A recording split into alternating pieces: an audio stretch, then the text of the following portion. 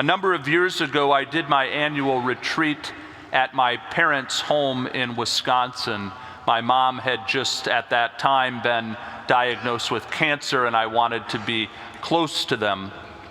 And my mom, as was her custom, would often rise very early in prayer.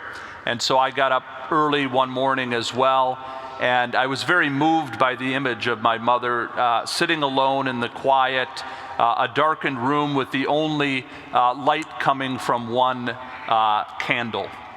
And it's an image I carry with me as a son.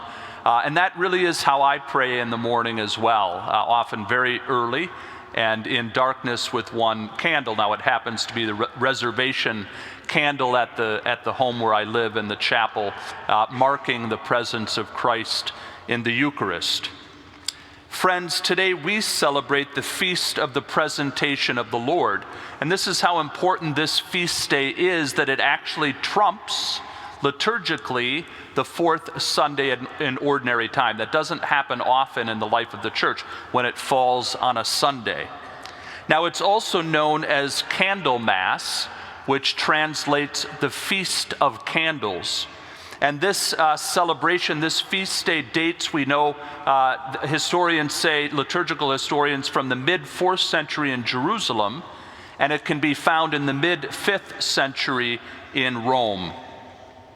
And the candles relate to Simeon's canticle that we heard today, particularly its conclusion where Simeon refers to the Christ child as a light of revelation to the Gentiles and the glory of your people Israel.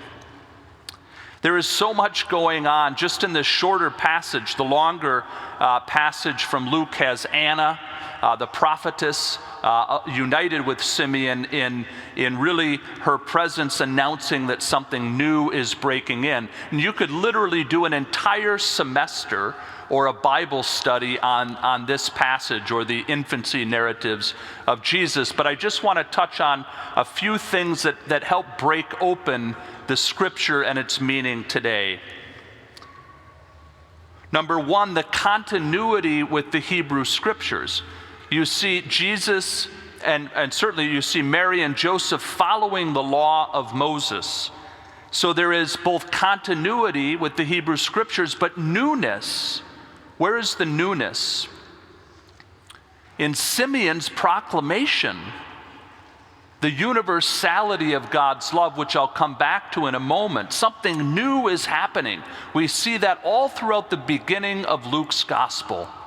Behold, right? This is what the angel says. Something new is afoot, something is breaking into the world.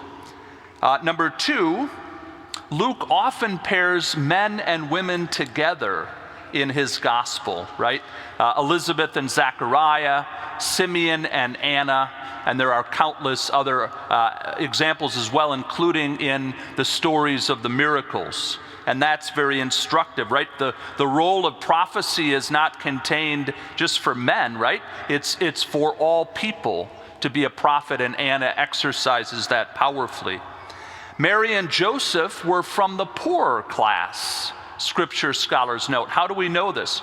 Because normally, if somebody was of more means, they would bring a sheep to be sacrificed. But here we hear two young pigeons or a pair of turtle doves, and this marks the fact that they are faithful on a wean. They are of the poor class, which I think is noteworthy as well. The purification ritual was the one prescribed to take place in the temple.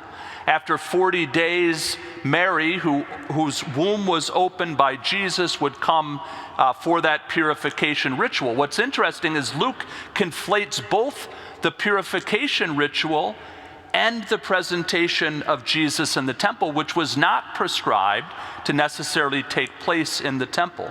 Both are happening, and that's a beautiful inclusion as well. And then finally, as I alluded to, what Simeon says would have been shocking to hearers, that God's plan of salvation is for all. It is truly universal. And he notes the Gentiles first.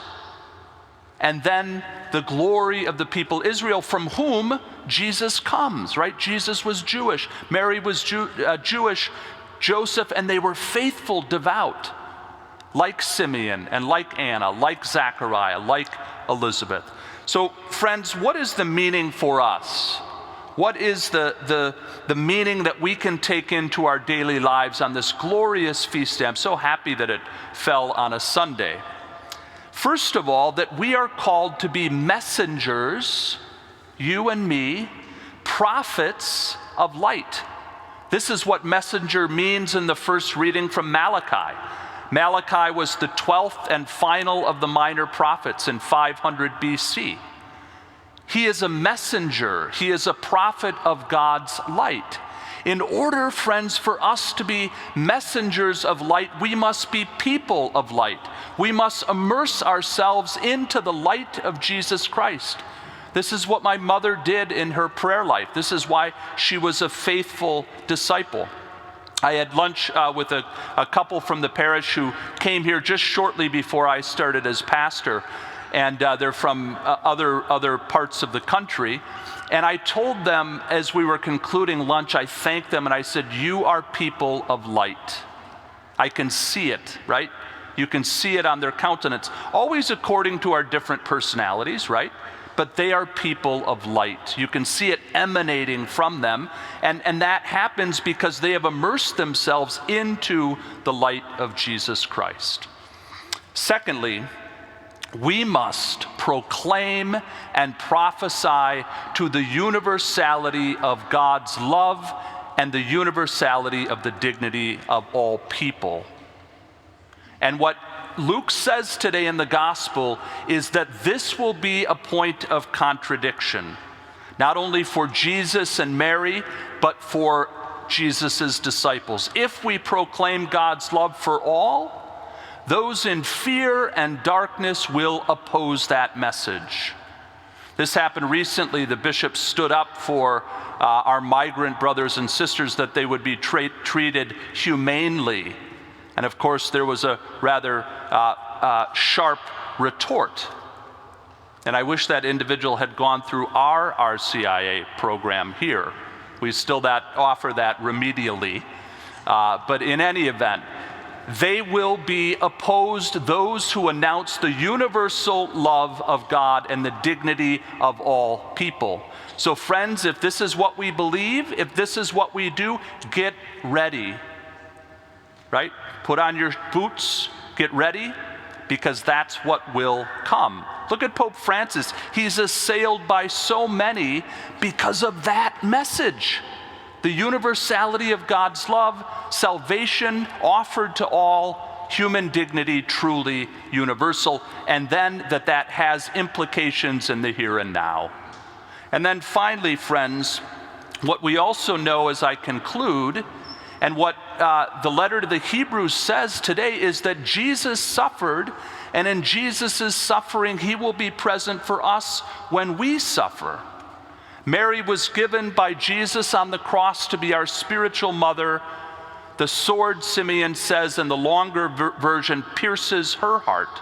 She suffered as well, and both Jesus and Mary accompany us on our discipleship as we seek to be prophets, people of light.